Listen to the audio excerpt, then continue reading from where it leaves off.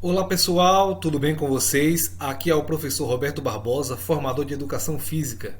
E aí, vamos a mais uma aula do oitavo ano? Hoje falaremos sobre as lutas no mundo. Vamos lá? Entre as lutas no mundo, nós temos o MMA, ou em português, Artes Marciais Mistas. Ela reúne uma quantidade de lutas, ou melhor, de técnicas de várias lutas diferentes. Ela pega essas técnicas e permite que os atletas confrontem entre si para ver qual que consegue desenvolver a luta com base em todas essas técnicas. Então eles utilizam técnicas do judô, do muay thai, da capoeira, do boxe, do karatê, do wrestling, do judô, do jiu-jitsu, enfim, de várias lutas, eles podem utilizar técnicas dessas lutas. Não necessariamente eles irão lutar somente daquela forma. Com a necessidade da luta, eles vão usar, por exemplo, uma técnica de rasteira da capoeira, podem utilizar um jab do boxe, uma ponteira da capoeira, uma derrubada do próprio wrestling, uma imobilização do jiu-jitsu e também outras técnicas de outras lutas, à medida que a luta for acontecendo. E assim eles vão lutando, as lutas acontecem em um octógono e esse octógono ele comporta esses dois adversários que irão lutar. Dentro dessa luta do MMA existe uma mística bem interessante, pois os atletas de alto rendimento eles buscam um desempenho muito maior. Então eles não querem apenas lutar ali para apresentar suas técnicas, eles querem fazer o máximo que eles podem. Então, ou seja, eles querem ir para o alto desempenho mesmo. E assim eles fazem os treinamentos de todas essas modalidades que foram mencionadas. Em algumas eles têm mais características, por exemplo, alguns têm mais especificidade nas lutas em pé, outros nas lutas de solo, e vão desenvolvendo suas técnicas para conseguir o cinturão, por exemplo, do UFC, que é um evento de MMA, ou de outro do Bellator, por exemplo, também. E assim vão fazendo suas lutas. Mas para que isso ocorra, eles têm que ter toda uma preparação multidisciplinar com o nutricionista, com os preparadores físicos, com médicos, acompanhando esse treinamento deles, para que eles atinjam essas conquistas não somente honrosas em relação ao cinturão, mas também em relação financeira, pois é um evento que paga bastante e eles, quando atingem o alto rendimento, eles acabam sendo valorizados por isso. E para que essa conquista ocorra, eles utilizam também de outros artifícios. Artifícios esses que não são permitidos nas outras modalidades, que é, por exemplo, o caso do doping. O doping é a ação de você utilizar algum elemento químico em que você irá modificar a sua estrutura corporal ou metabólica para ter um melhor desempenho na luta. E assim, nas lutas em que foram mencionadas, nas suas federações ou confederações internacionais, não são permitidos nenhum desses elementos que estão sendo citados nessa tela. Já no MMA são. Então, por exemplo, analgésicos, que são para a pessoa aliviar as dores, não são permitidos em outras lutas, mas no MMA sim. Estimulantes como cafeína, taurina, diuréticos para fazer uma limpeza no sistema renal, ou seja, tirar através, por exemplo, do xixi determinadas impurezas que podem maquiar, ou seja, podem esconder determinados elementos que estão ali inclusos. Algumas proteínas sintéticas que, por exemplo, nas outras lutas são permitidas apenas proteínas naturais e nelas são permitidas proteínas sintéticas e tantos outros elementos que podem modificar a estrutura corporal desses atletas. Então ele vai acabar ficando mais forte, vai acabar tendo mais intensidade nas lutas e fazendo com que a luta chegue a um nível de rendimento em que poucos conseguem fazê-la.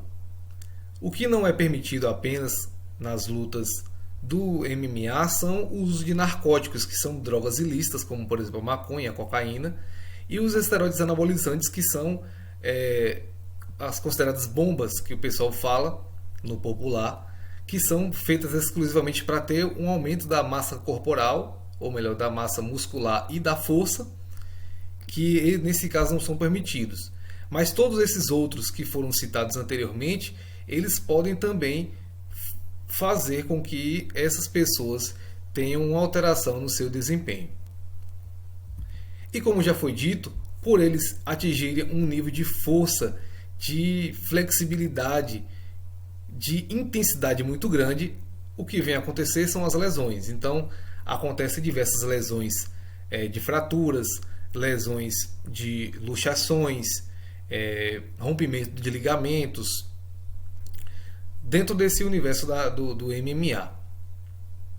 Mas vocês sabiam que, mesmo assim sendo uma luta de combate, uma luta em que a intensidade é muito alta, não é o esporte que mais lesiona? Pois é, o esporte que mais lesiona é o futebol. Então, o MMA, apesar dele ter essas características de força e de estar um combate bem, às vezes aparentemente violento, mas de muita intensidade, ele não é o esporte que tem mais lesões. Por quê? Porque todas as pessoas que chegam a esse nível, elas se preparam para aquilo. Então elas vão fazendo treinamentos específicos, vão fazendo toda uma preparação para aguentar estes golpes. As lutas, elas também acontecem de tempos em tempos, então elas não acontecem todos os dias, como por exemplo uma partida de basquete pode acontecer de um dia para o outro, ou uma luta de judô que acontece uma agora, outra acontece daqui pouco mais de uma hora. Então tem esses cuidados com a preparação física e também com a recuperação muscular e do corpo. As lutas, principalmente no MMA e também em outras lutas como judô, karatê, jiu-jitsu, enfim, elas por muito tempo foram atribuídas apenas aos homens, por serem lutas que exigissem algum tipo de força, por exemplo, técnicas de força. Mas as mulheres cada vez mais vão ganhando representatividade no meio das lutas e vão tendo seu êxito. Então tem muitas pessoas que praticam, muitas mulheres que praticam jiu-jitsu, muitas mulheres que hoje em dia praticam a própria capoeira, que não tem essa intenção de ter golpes traumáticos, mais desequilibrantes no caso, mas mesmo assim precisam dessas mulheres atuando nesse campo. Além do MMA, que nós temos uma atleta muito representativa, que é a Amanda Nunes, uma atleta do MMA que faz lutas no evento do UFC, que ela tem uma força incomparável. Ela luta com pessoas muito mais fortes que ela, muda de categorias, inclusive ela tem 2 cinturões, muda de categorias e mantém a intensidade da mesma forma. Então a mulher, ela pode sim lutar, fazer lutas. Ela não vai lutar com homens, ela vai lutar com mulheres, porque de acordo com a sua categoria. Então é um convite que a mulher recebe para ter essa opção de fazer uma luta, uma atividade esportiva que se mais enquadre no seu perfil. Entre as lutas do mundo nós também temos o boxe. O boxe é uma luta em que também chamado de pugilismo, pois trabalha apenas com os punhos, com as mãos em si. E ela deriva do pugilato, que era um esporte medieval praticado lá no Egito. E hoje ela é um esporte muito praticado, principalmente nas comunidades pobres, e que tem essa questão social muito importante. Por exemplo, nessas Olimpíadas agora mesmo do Brasil, o Brasil conquistou medalhas, inclusive medalha de ouro com o Herbert Conceição, e a própria Bia Figueiredo conseguiu a prata e são da Bahia. E outro atleta também pernambucano conseguiu uma medalha de bronze. Então eles, a partir desse contexto social em que eles são retirados das ruas, retirados de ações que poderiam gerar criminalidade, eles são levados à luta para colocar toda aquela potência, aquela, entre aspas, agressividade que eles tinham como uma forma de esporte.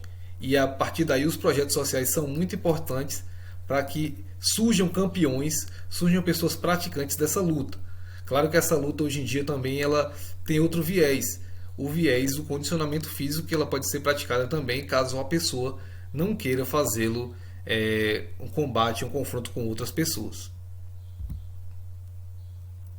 Essas lutas também já foram marginalizadas, como é o caso do savate. O savate, que é também chamado como boxe francês, ele iniciou apenas com golpes dos pés, e o savate significa bota ou sapato, que eles denominavam as pessoas que lutavam nas ruas. Então, essas pessoas que lutavam nas ruas, elas eram tidas como marginais, como pessoas que ficavam aquém da sociedade. E a nobreza francesa não queria contato com essa luta.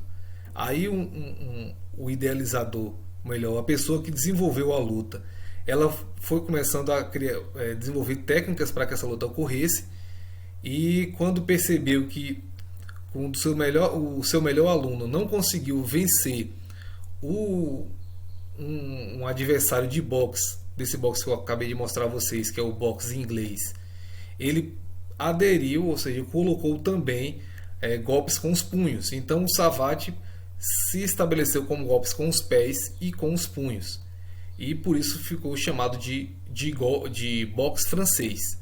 E a partir daí a população nobre, a população da classe média burguesa da França começou a participar dessa luta, pois viu que ela podia ser representativa para o país.